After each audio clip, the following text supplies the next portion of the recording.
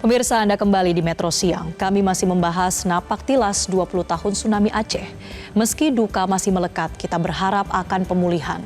Tapi bukan hanya itu, air bah 20 tahun lalu yang menerjang Tanah Rencong harapannya bisa menjadi pelajaran berharga bagi Indonesia tentang penanggulangan bencana. Dan untuk membahas lengkapnya sudah hadir bersama saya jurnalis manajemen bencana dari Media Group, Prihadi. Selamat siang, Mas Prihadi. Selamat siang, Marcel. Apa kabar?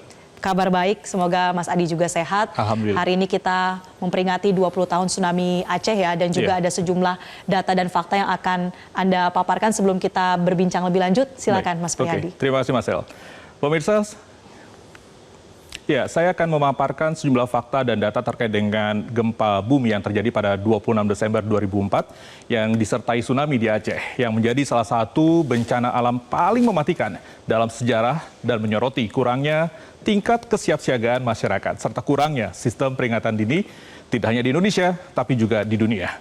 Tsunami kesiapsiagaan yang harus diketahui. Kita ke grafik pertama terkait dengan apa saja yang terjadi pada tanggal 26 Desember 2004. Tsunami Aceh terjadi pada tanggal 26 Desember 2004 dengan kekuatan 9,3 magnitudo, waktunya 758 dan kedalaman sekitar 30 km dan berdampak ke 16 negara yang masing-masing berada di Samudra Pasifik. Anda bisa lihat Sri Lanka menjadi bagian dari terdampak dari gempa dan tsunami, kemudian juga Thailand, Bangladesh, India, dan semua negara ini adalah negara-negara yang memang berhadapan langsung dengan Samudra Pasifik. Kita ke grafis selanjutnya. Sejak tsunami 2004, Indonesia telah mengalami perubahan besar dalam manajemen bencana. Beberapa langkah penting meliputi beberapa hal seperti pembuatan undang-undang penanggulangan bencana yang mendorong penanganan bencana secara terstruktur dan terencana. Ini adalah beberapa paradigma baru, pemirsa, yang terkait dengan kebijakan manajemen bencana pasca tsunami Aceh. Yang pertama adalah adanya Undang-Undang Nomor 24 Tahun 2007 tentang penanggulangan bencana, kemudian juga Peraturan Presiden Nomor 8 tentang pembentukan Badan Nasional Penanggulangan Bencana, dan yang terakhir adalah pengembangan sistem peringatan dini tsunami atau INATUS. Paradigma kebijakan ini sebelum tsunami Aceh, Indonesia hanya memiliki Badan Koordinasi Nasional Penanggulangan Bencana atau Bakornas PB yang lebih fokus pada respon pasca bencana. Namun setelah bencana tsunami Aceh tersebut, pemerintah menyadari perlunya pendekatan yang lebih komprehensif. Itulah sebabnya ada Undang-Undang Nomor 24 Tahun 2007. Kemudian juga ini tentang penanggulangan bencana yang disahkan yang menekankan pentingnya pencegahan dan mitigasi bencana. Kemudian juga dibentuknya pembentukan Badan Nasional Penanggulangan Bencana atau BNPB berdasarkan Peraturan Presiden Nomor 8 tentang BNPB yang bertugas mengkoordinasikan semua kegiatan penanggulangan bencana di seluruh Indonesia secara terencana dan terpadu mencakup fase prabencana, tanggap darurat, dan juga rehabilitasi. Kemudian adanya sistem peringatan dini tsunami INATUS. Nah, penanganan bencana di Aceh pasca 2004 menunjukkan kemajuan yang signifikan dalam sistem manajemen bencana dan mitigasi. Namun, upaya berkelanjutan diperlukan untuk memastikan kesiapsiagaan menghadapi potensi bencana di masa depan, apalagi potensi megatrust. Ini adalah gambaran negara kita, pemirsa, negara Indonesia, dan sini ada potensi gempa besar megatrust yang berakibat tsunami. Ada 16 segmen yang ada potensi-potensi yang menyebabkan gempa besar yang dapat mengakibatkan tsunami. Saya tadi menyatakan bahwa ada 16 segmen dan ada 2 zona megatrust yang sudah lama tak terjadi gempa alias punya seismic gap, yaitu di Mentawai, Siberut, dan juga di Selat Sunda. Ini usianya sudah 277 tahun, tidak ada aktivitas gempa di 2 segmen tersebut. Nah, yang berpotensi melepaskan energi gempa yang signifikan kapan saja. Kita ke slide berikutnya. Yang menjadi pertanyaan adalah, di tengah ketidakpastian kapan megatrust itu terjadi, maka yang perlu dilakukan adalah mempersiapkan diri dengan berbagai mitigasi. Penting untuk melakukan pemetaan dalam gempa, dampak gempa maksud saya, dan juga meningkatkan kapasitas adaptasi masyarakat terhadap bencana. Ada 2 setidaknya prinsip manajemen bencana dalam mengatasi atau mengantisipasi bencana, yaitu mitigasi struktural dan mitigasi non-struktural. Ada pembangunan green belt, ini kita bisa artikan sebagai menanam mangrove di daerah pantai, kemudian juga sistem perlindungan buatan seperti seawall dan juga jalur evakuasi, tempat evakuasi, penguatan infrastruktur, dan juga sistem peringatan dini dan pembuatan peta resiko. Mitigasi struktural ini melibatkan kombinasi antara solusi alam dan buatan serta penguatan sistem peringatan dini dan infrastruktur. Dengan penerapan langkah-langkah ini diharapkan dampak dari bencana tsunami dapat diminimalkan, melindungi masyarakat dan aset penting di daerah pesisir. Kemudian kita bisa juga melihat mitigasi non-struktural, ada edukasi masyarakat, simulasi bencana dan juga forum kesiapsiagaan dini masyarakat.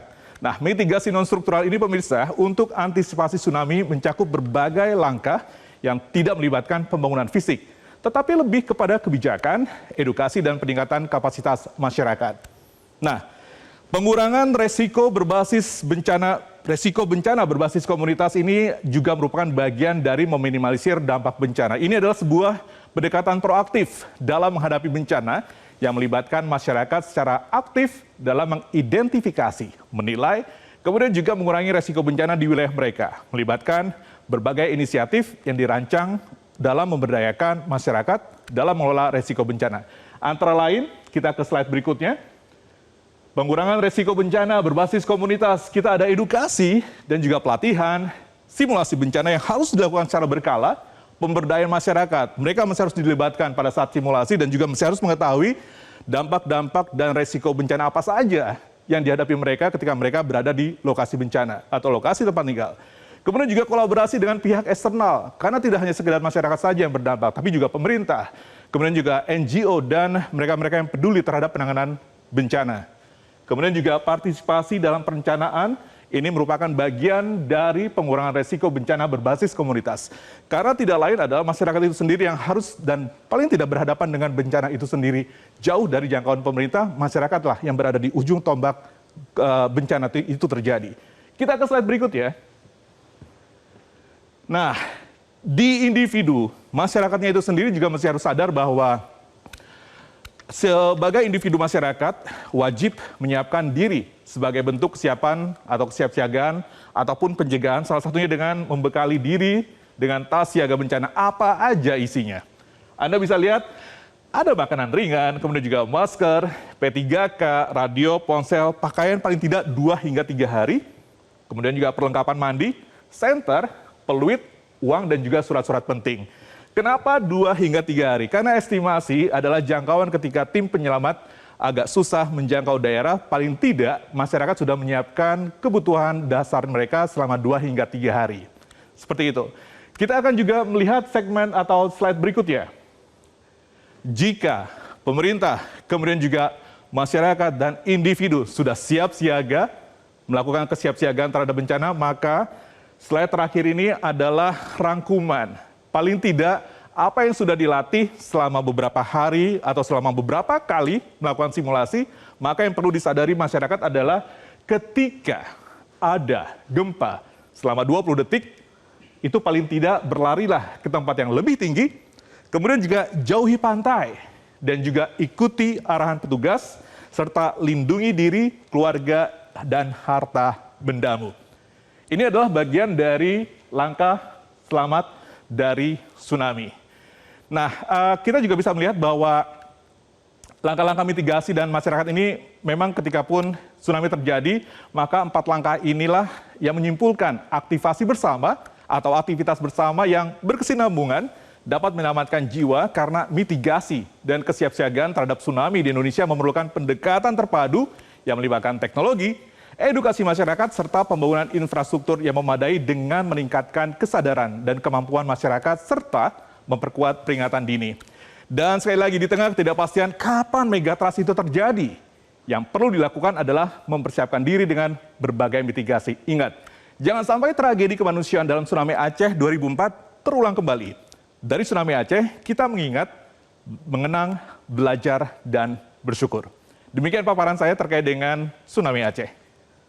Marcel.